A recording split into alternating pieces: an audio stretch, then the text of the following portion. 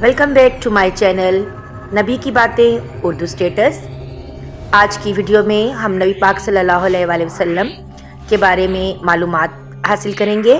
तो सीरतुन नबी सल्लल्लाहु अलैहि वसल्लम बाब नंबर 26, जिसका उन्वान है कड़ी आजमाइश। एक रोज़ हजूर नबी करीम सल्लल्लाहु अलैहि वसल्लम खाना काबा में नमाज पढ़ रहे थे कि अबू जहल आपके पास आया और बोला, क्या मैंने आपको इससे मना नहीं किया था? आप जानते नहीं मैं सबसे बड़े गिरोह वाला हूँ। इस पर सूरह अलग की आयत नंबर 17 और 18 नाजिल हुई, जिनका तर्जुमा ये है, सो ये अपने गिरोह के लोगों को बुला ले। अगर उसने ऐसा किया तो हम भी दोज़ख के प्यादों को बुला लेंगे। हज़रत इब्ने अब्बास रज़ी अल्लाह ताला अन्हु फरमाते हैं, अगर अबू जहल अपने गिरोह को बुलाता तो अल्लाह ताला के अजाब के फरिश्ते उसे पकड़कर तहस नहस कर देते। एक रोज़ अबू जहल हजूर नबी करीम सल्लल्लाहु अलैहि वसल्लम के सामने आया और आप सल्लल्लाहु अलैहि वसल्लम से मुखातिब हुआ। आपको मालूम है मैं बदखा वालों का मुहाफिज हूँ और मैं यहाँ एक शरीफ तरीन शख्स हूँ। उस वक्त अल्लाह ताला ने सूरह दुखान की आयत नंबर 49 नाजिल फरमाई, जिसका तर्जुमा कुछ यूँ है, चक तू बड़ा मुअज़्ज़ज़ मुकर्रम है। आयत का ये जुमला दोज़ख के फरिश्ते अबू जहल को डालते वक्त फटकारते हुए कहेंगे। अबू लहब भी हजूर अकरम सल्लल्लाहु अलैहि वसल्लम की इज़ार सानी में आगे आगे था। नबी करीम सल्लल्लाहु अलैहि वसल्लम की तबलीग में रुकावटें डालता था। आप सल्लल्लाहु अलैहि वसल्लम को बुरा भला कहता था। उसकी बीवी उम्मे जमील भी उसके साथ शामिल थी। वो जंगल से कांटेदार लकड़ियां काट कर लाती और नबी करीम सल्लल्लाहु अलैहि वसल्लम के रास्ते में बिछाती। उस पर अल्लाह ताला ने सूरह लहब नाजिल फरमाई। उसमें अबू लहब के साथ उसकी बीवी को भी अजाब की खबर दी गई। वो गुस्से में आग बगोला हो गई। पत्थर हाथ में लिए आप सल्लल्लाहु अलैहि वसल्लम की तरफ बढ़ी। उस वक्त आप सल्लल्लाहु अलैहि वसल्लम के साथ अबू बकर सिद्दीक रज़ी अल्लाह ताला अन्हु थे। उन्होंने अबू लहब की बीवी को आते देखा तो फरमाया, अल्लाह के रसूल, ये औरत बहुत जुबान दराज है। अगर आप यहाँ ठहरे तो उसकी बदजुबानी से आपको तकलीफ पहुंचेगी। उनकी बात सुनकर हजूर नबी करीम सल्लल्लाहु अलैहि वसल्लम ने फरमाया, अबू बकर फिक्र ना करो, वो मुझे ना देख सकेगी। इतने में उम्मे जमील नजदीक पहुंच गई। उसे वहां सिर्फ अबू बकर सिद्दीक रज़ी अल्लाह ताला अन्हो नजर आए। वो आते ही बोली, अबू बकर, तुम्हारे दोस्त ने मुझे जलील किया है। कहाँ है तुम्हारा दोस्त जो शेर पढ़ता है? अबू बकर सिद्दीक रज़ी अल्लाह ताला अन्हो बोले, क्या तुम्हें मेरे साथ कोई नजर आ रहा है? क्यों, क्या बात है? मुझे तो तुम्हारे साथ कोई नजर नहीं आ रहा। उन्होंने पूछा, तुम उनके साथ क्या करना चाहती हो? जवाब में उसने कहा, मैं ये पत्थर उनके मुंह पर मारना चाहती हूँ। नाउज़ुबिल्लाह। उसने मेरी शान में नाजेबा शेर कहे हैं। वो सूरह लहब की आयत को शेर समझ रही थी। इस पर उन्होंने कहा, नहीं, अल्लाह की कसम, वो शायर नहीं है।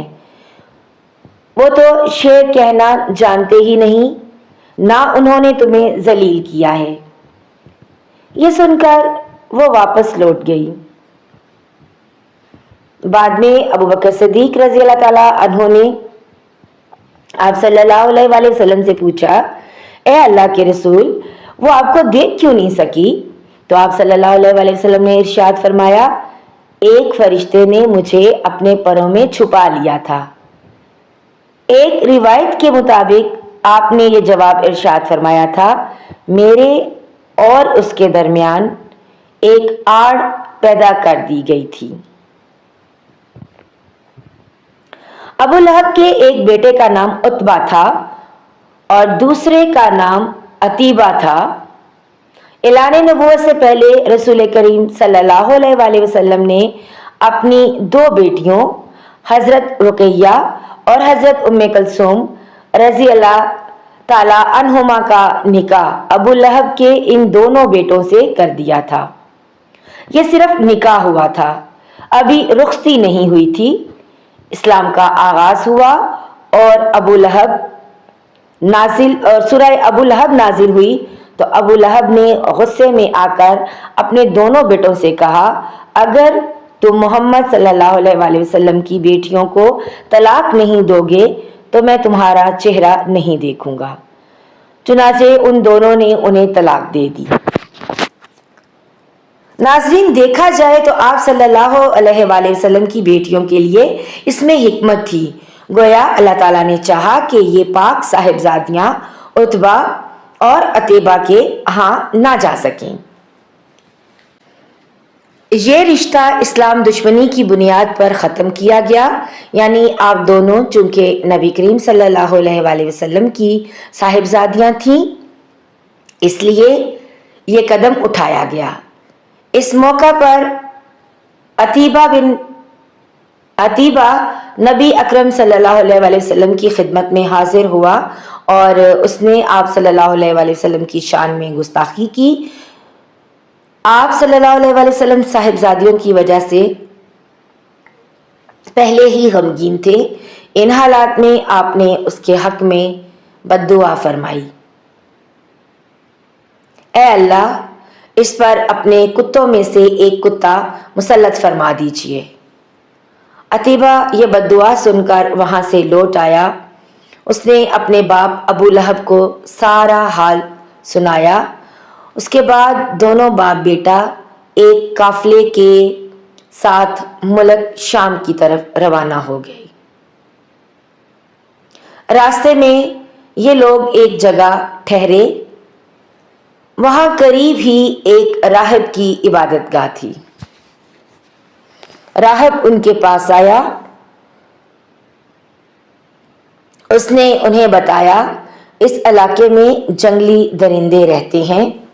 ابو لہب یہ سن کر خوف زدہ ہو گیا۔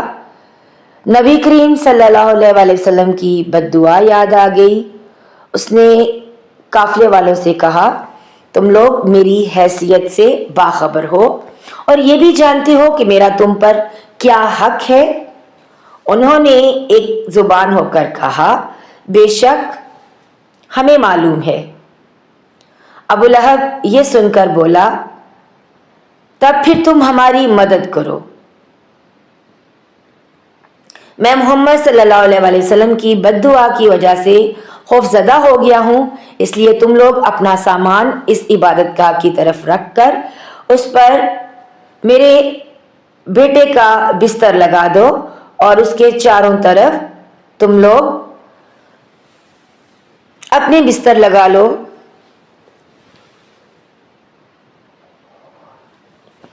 ان لوگوں نے ایسا ہی کیا۔ یہی نہیں، انہوں نے اپنے چاروں طرف اپنے اونٹوں کو بھی بٹھا دیا۔ اس طرح عتیبہ ان سب کے درمیان آ گیا۔ اب وہ سب اس کی پاسبانی کرنے لگے۔ ان تمام احتیاطی تدابیر کے باوجود حضور نبی کریم صلی اللہ علیہ وآلہ وسلم کی پیش گوئی پوری ہو گئی۔ نصف رات کے قریب ایک شیر وہاں آیا اور سوئے ہوئے لوگوں کو سونگھنے لگا۔ ایک ایک کو سونگھتے ہوئے وہ آگے بڑھتا گیا، یہاں تک کہ وہ لمبی چھلانگ لگا کر عتیبہ تک پہنچ گیا۔ بس پھر کیا تھا،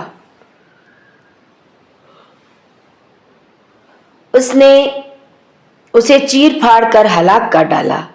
تکالیف پہنچانے کا ایک اور واقعہ اس طرح پیش آیا کہ ایک روز آپ صلی اللہ علیہ وآلہ وسلم مسجد الحرام میں نماز پڑھ رہے تھے۔ قریب ہی کچھ جانور ذبح کیے گئے تھے۔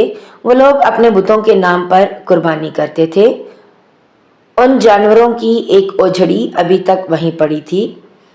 ایسے میں ابو جہل نے کہا، کیا کوئی شخص ایسا ہے جو اس اوجھڑی کو محمد صلی اللہ علیہ وآلہ وسلم کے اوپر ڈال دے؟ ایک روایت کے مطابق کسی نے کہا، کیا تم یہ منظر نہیں دیکھ رہے ہو؟ تم میں سے کون ہے جو وہاں جائے جہاں فلاں قبیلے نے جانور ذبح کیے ہیں؟ ان کا گوبر، لید، خون اور اوجڑی وہاں پڑے ہیں۔ کوئی شخص وہاں جا کر گندگی اٹھا لائے اور محمد صلی اللہ علیہ وآلہ وسلم کے سجدے میں جانے کا انتظار کرے۔ پھر جو ہی وہ سجدے میں جائیں، وہ شخص گندگی ان کے کندھوں کے درمیان رکھ دے۔ تب مشرکوں میں سے ایک شخص اٹھا، اس کا نام عقبہ بن ابی معیط تھا۔ یہ اپنی قوم میں سب سے زیادہ بدبخت تھا۔ یہ گیا اور اوجڑی اٹھا لایا۔ جب آپ صلی اللہ علیہ وآلہ وسلم سجدے میں گئے تو اوجڑی آپ صلی اللہ علیہ وآلہ وسلم پر رکھ دی۔ اس پر مشرکین زور زور سے ہنسنے لگے، یہاں تک کہ وہ ہنسی سے بے حال ہو گئے اور ایک دوسرے پر گرنے لگے۔ ایسے میں کسی نے حضرت فاطمہ الزہرا رضی اللہ تعالی عنہا کو یہ بات بتا دی۔ وہ روتی ہوئی حرم میں آئیں۔ نبی کریم صلی اللہ علیہ وآلہ وسلم اسی طرح سجدے میں تھے۔ وہ اوجڑی آپ کے کندھوں پر تھی۔ سیدہ فاطمہ رضی اللہ تعالی عنہا نے اوجڑی کو آپ پر سے ہٹایا۔ اس کے بعد آپ صلی اللہ علیہ وآلہ وسلم سجدے سے اٹھے اور نماز کی حالت میں کھڑے ہو گئے۔ نماز سے فارغ ہو کر آپ صلی اللہ علیہ وآلہ وسلم نے ان لوگوں کے حق میں بد دعا فرمائی، اے اللہ تو قریش کو ضرور سزا دے، اے اللہ تو قریش کو ضرور سزا دے، اے اللہ تو قریش کو ضرور سزا دے۔ قریش جو مارے ہنسی کے لوٹ پوٹ ہو رہے تھے، یہ بد دعا سنتے ہی ان کی ہنسی کافور ہو گئی۔ اس بد دعا کی وجہ سے وہ دہشت زدہ ہو گئے۔ اس کے بعد آپ صلی اللہ علیہ وآلہ وسلم نے نام لے لے کر بھی بد دعا فرمائی، اے اللہ تو عمرو بن ہشام کو سزا دے، یعنی ابو جہل کو، عقبہ بن ابی معیط اور امیہ بن حلف کو سزا دے۔ حضرت عبداللہ بن مسعود رضی اللہ تعالیٰ عنہ کہتے ہیں، اللہ کی قسم آپ صلی اللہ علیہ وآلہ وسلم نے جن جن قریشیوں کا نام لیا تھا، میں نے انہیں غزوہ بدر میں خاک و خون میں لتھڑا ہوا دیکھا، اور پھر ان کی لاشوں کو ایک گڑھے میں پھینک دیا گیا۔ اسی طرح کا ایک اور واقعہ حضرت عثمان غنی رضی اللہ تعالیٰ عنہ نے اس طرح بیان فرمایا ہے کہ ایک روز نبی کریم صلی اللہ علیہ وآلہ وسلم طواف فرما رہے تھے۔ اس وقت آپ صلی اللہ علیہ وآلہ وسلم کا ہاتھ حضرت ابو بکر صدیق رضی اللہ تعالیٰ عنہ کے ہاتھ میں تھا۔ حجر اسود کے پاس 3 آدمی بیٹھے تھے۔ جب آپ حجر اسود کے پاس سے گزرے اور ان کے قریب پہنچے تو ان تینوں نے آپ کی ذات بابرکت پر چند جملے کہے۔ ان جملوں کو سن کر آپ صلی اللہ علیہ وآلہ وسلم کو تکلیف پہنچی۔ تکلیف کے آثار آپ صلی اللہ علیہ وآلہ وسلم کے چہرے سے ظاہر ہوئے۔ دوسرے پھیرے میں ابو جہل نے کہا، تم ہمیں ان معبودوں کی عبادت کرنے سے روکتے ہو جنہیں ہمارے باپ دادا پوجتے آئے ہیں، لیکن تم ہم سے صلح نہیں کر سکتے۔ جواب میں آپ صلی اللہ علیہ وآلہ وسلم نے فرمایا، میرا بھی یہی حال ہے۔ پھر آپ صلی اللہ علیہ وآلہ وسلم آگے بڑھ گئے۔ तीसरे फेरे में भी उन्होंने ऐसा ही कहा। फिर चौथे फेरे में ये तीनों एकदम आपकी तरफ झपटे। आज की वीडियो बस यहीं तक, मिलते हैं एक नई वीडियो में। तब तक अपना बहुत सा ख्याल रखिएगा और दुआओं में याद रखिएगा। अल्लाह हाफिज।